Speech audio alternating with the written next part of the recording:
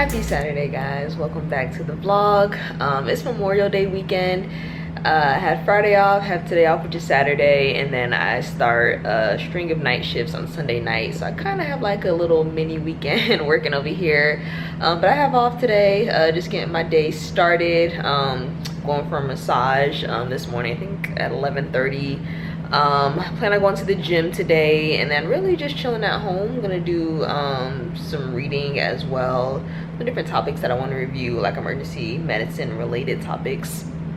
But I'm really excited because today's video is in collaboration with Equilibria. So as you saw, as part of my morning routine, I took some of my soft gels. So Equilibria is a CBD brand made by women for women. I don't know if you guys are familiar with CBD, but there are so many different brands out there, and if you're interested in getting started, it's kind of hard to choose what brand is the best for you. But I definitely was interested in going with Equilibria just because the quality of their products is really premium CBD. I love the fact that it was made by women and specifically for women and for women's needs. So let me just start by talking about what even CBD is. So CBD is a cannabinoid, and so in your body we all have an endocannabinoid system, and so this system helps control sleep, mood, inflammation, and just overall like homeostasis, keeping your body in balance. So a lot of people that use CBD use it for maybe if they're having sleep problems, if they're having a lot of stress in their life, maybe their mood is off, or they're just having discomfort in their body. CBD, when used consistently and over time, can really have some effects on your endocannabinoid system and help regulate certain things in your body. So me personally, the primary reason that I wanted to start using CBD was for sleep. I really didn't have a problem with sleep until I started working in the ER and had to consistently start doing night shifts. It just felt like it messed up my sleep cycle. And so I found myself like the days or maybe the weeks that I had to work night shift, I was just really groggy during the day and lacking a bit of energy. So I felt, you know, let me try CBD. Let me see if it'll help regulate some of the sleep issues that I've been having from being on night shift essentially. And then secondarily, a little bit of stress. I feel like both of those things, sleep and stress, are job related. I mean, the ER is a high stress environment. Like literally every day you can walk in and it's like a life or death situation, and that can be pretty stressful on the body. So secondarily, stress at work, and then sleeping in regards to me working the night shift consistently. And so the two products that I've been using are the daily drops and then the soft gels. So I started using the products back in April, and then about 1 week into it, I scheduled with my dosage specialist, which is one thing that I love about the company. They allow like one-on-one personalized consultation, pretty much to fit your needs, and you can go over what you've been using with the specialist and figure out what's best for you. So we came up with, for me, using the droplets at night. So you do about 10 milligrams, which is like 1 ml of the droplet. You put it under your tongue, leave it there for about a minute. And then the thing about the drops are they work faster as far as going into your bloodstream and having more of a quicker onset of effect. So that's really useful if you want to have a calming night, better sleep. You would take that at night. And then the soft gels, you would take it in the morning. They're kind of like slower and last longer throughout the day. You're supposed to take it when you eat your first meal. So with CBD, consistency is key. It's important that you use it daily, use it consistently, just like, you know, your daily vitamins that you may take, your daily probiotics. You should be taking the CBD the same way, and then over time those effects will build up. I know for a lot of my viewers, you guys are either in school, some kind of grad school, you're in a professional setting, you may have a high stress job. I think this could be good if you're looking for ways to kind of lower your stress, you know, regularize your mood a bit more and get better sleep. I think this is definitely something that you can look into. Particular Equilibria, I love that their products are organic. You can trace all the ingredients back to the source. It's made by women for women to fit our needs. So I really feel like it's an awesome product. I do have a discount code for you guys if you're interested in trying out CBD, either the drops, the soft gels, or any of the other products they have. With the code White Coat Chronicles, that will save you 15% off your first purchase. So I'm going to continue using the products. I'll be giving you guys updates about how it's going for me and how it's building up in my system and how it's working for my sleep. So since I've been using it in April, I've only had like one string of night shifts, I think like in May that I did. I have another one coming up, so I'll see how it goes this coming week with how my sleep is after using this for about a month or so. So it is time to get the day started. I'm gonna change, head out, and then go to my massage. All right, it is massage time. Whew. I am so relaxed. That was such a great massage. I'm noticing, I don't know if it's just Florida, but a lot of businesses are getting like real lax as far as mask requirements. Like I was in Target yesterday and half the employees didn't even have on masks, and then today at Massage Envy, the lady giving me a massage didn't have on a mask. So I mean, I guess it's a good thing. Times are changing. COVID is slowly going away, and I think for a lot of vaccinated people, you know, CDC is recommending that you don't need to wear a mask. But yeah, it's such a great massage. I usually get them once a month at Massage Envy.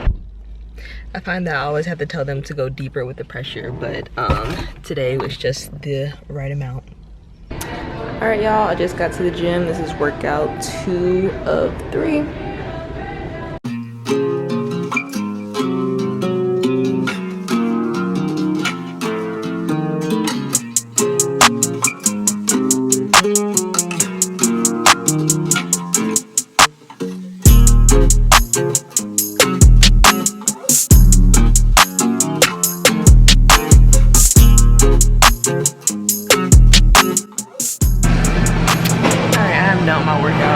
Waiting to get a smoothie. They have a juice bar here. When you first sign up for membership, you get maybe like a $25 credit. So I've been pretty much just using them on the smoothies.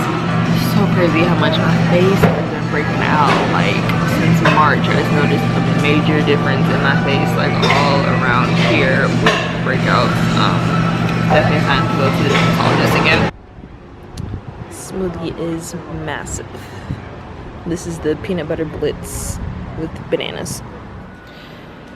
Hey guys, it is Sunday, like around 6:15. Just waking up from a nap, pre-night shift nap. I'll go in from 7 p.m. to 7 a.m. tonight.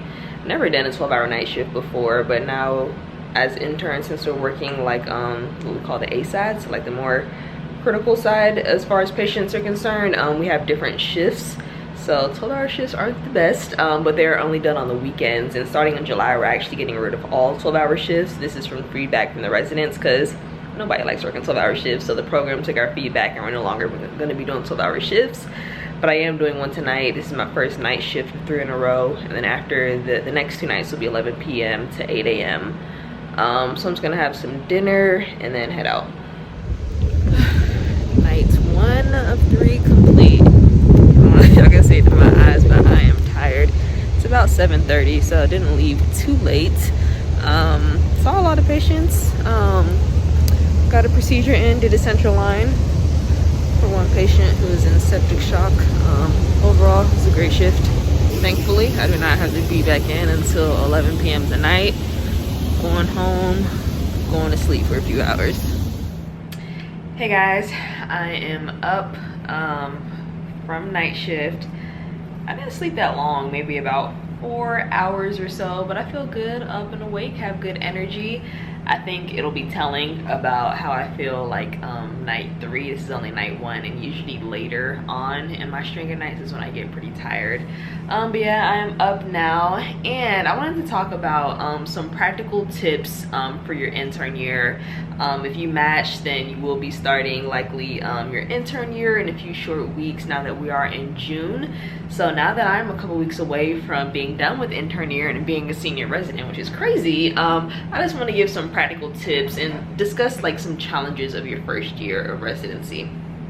All right, tip number 1, learn how to be organized, efficient, and learn how to prioritize. So when you're on the floor, aka the wards, you may be carrying maybe 5, 6, 7 patients at a time.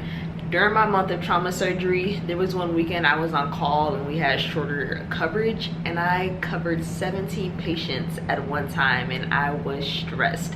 So obviously that day it was so important just to be efficient, learn how to prioritize, because when you're on the floor, you're pretty much fielding so many different calls from nurses, whether it's, oh, this patient is having abdominal pain, belly distension, he hasn't pooped. Okay, go assess the patient. Is their belly distended? Do they need an abdominal x-ray? Do they need to have an NG tube placed? So really learning how to put out fires. If you're getting that call and then another nurse is calling you to put in an order, what comes first? So really learning how to prioritize that. And those things are not intuitive when you first start out. Sometimes it's trial and error. Sometimes it's asking your senior resident, you know, how did you learn how to prioritize things? And also just staying organized. When you have so many patients, when you have a large patient load, even if you have 2 or 3, maybe if you're in the ICU and these patients are super complex, it's important to be organized with your notes, you know, with all your tasks. You know, after you're done with routing, make sure you're putting your orders in, make sure you're calling your consultants, make sure you're finishing your notes.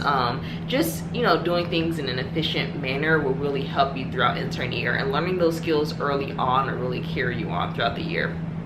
All right, tip number 2, learn how to call a consultant. It can be pretty scary at first. You're a new doctor, you're getting ready to call a consultant. Maybe you're calling cardiology because your patient has an elevated troponin, and you're kind of like, what do I even say? What do I want out of this consultant? So number 1, get straight to the point. You don't have to give a super long history and hospital course when you're giving a presentation to a consultant. Kind of get straight to the point. Let them know what you want out of them, and know your patient well. So if you're calling about an elevated troponin, they may ask, okay, did they have any recent procedures? What was their previous troponin? Are you trending it? Are there any EKG changes? You shouldn't kind of be fumbling through all of these questions. You should have that ready and know your patient well. So when you're calling on your consultant, get straight to the point, know the question you're asking, what do you want from the consultant, and know your patient well.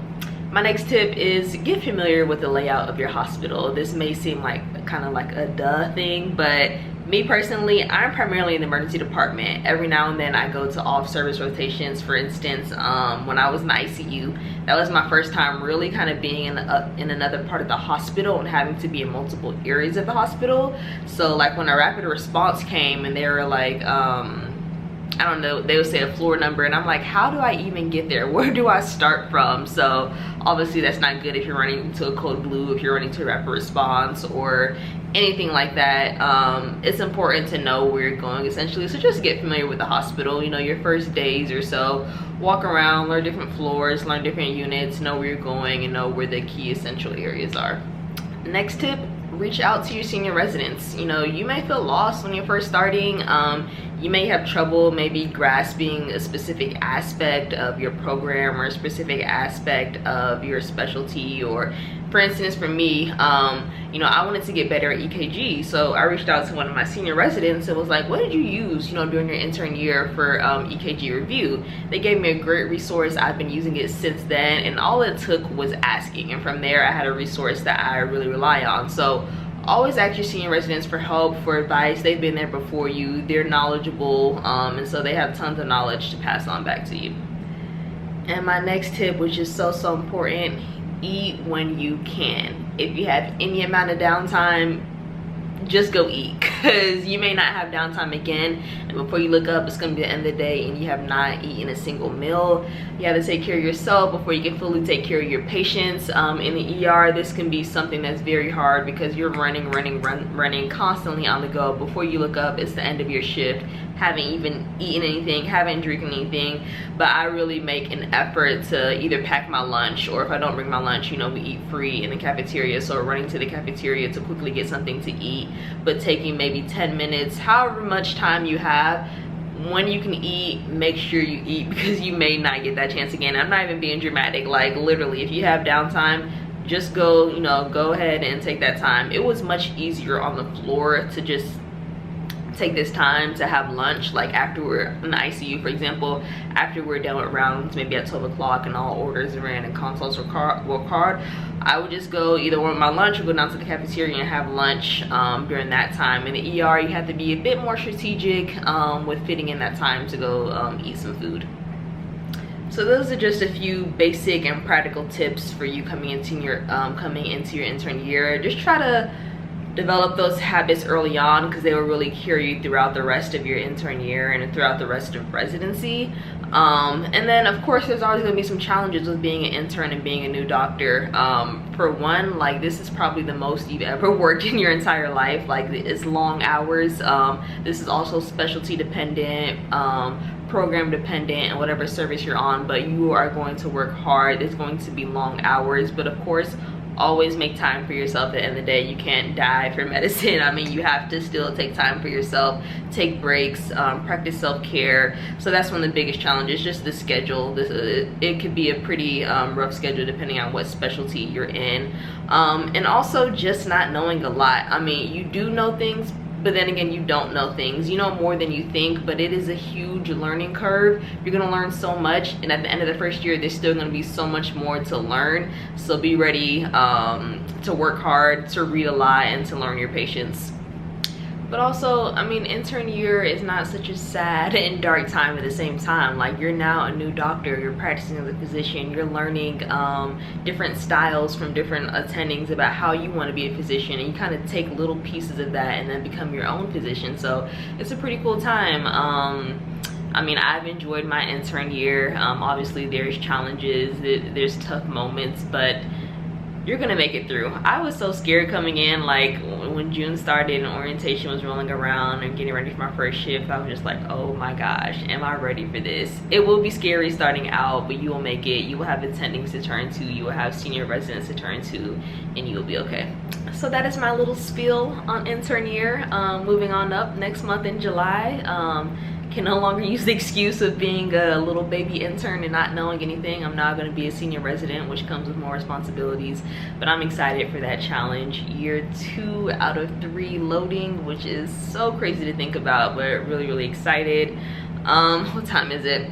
4:30. It's really nice because this night shift coming up, it's not until 11 p.m. So 11 p.m. to 8 a.m. and then tomorrow with some of the other staff, like, we're going out to brunch at Flying Biscuit. They said it was a tradition before, like, COVID and all that hit, kind of like for the night shift crew to head out to brunch after. So we'll do that after we get off at 8. I guess I'm just gonna chill for a little bit and then take like a nap a couple hours before I go in. All right guys, I'm heading into my night shift. This is never a good sign when you see, let me see, 1, 2, 3, 4 EMS trucks lined up in the bay. Oh Lord, hope it'll be a good night. All right, let me get a better picture to see if it was 4. Yes, 4. Here we go. Hey guys, I am up post night shift. Last night actually was not even a bad night. I walked in thinking it was gonna be super busy because all of the EMS trucks lined up, but it was not a bad night at all. Afterwards, we all went out to brunch, like some of the nurses and the attendings went out to brunch at Flying Biscuits. And yeah, I'm just now kind of waking up, getting the day started. It is around 2:30ish. I actually feel pretty good energy wise. This is heading into my night 3 of 3 coming up tonight. So yeah, it's been a pretty good few days of night shift. Yeah, I'm gonna go ahead and wrap up the vlog now. Like I mentioned before, Equilibria, I'm on what, like month 2 of trying it. So far so good. I'm gonna continue to update you guys on the results that I have. If you guys are interested in trying it out, I have that discount code for you guys, White Coat Chronicles. And if you have any kind of questions about CBD, just leave in the comment section below. I'll try my best to answer it. If you enjoyed this vlog, make sure you give it a thumbs up, make sure you subscribe, and I'll see you guys in the next one. Bye.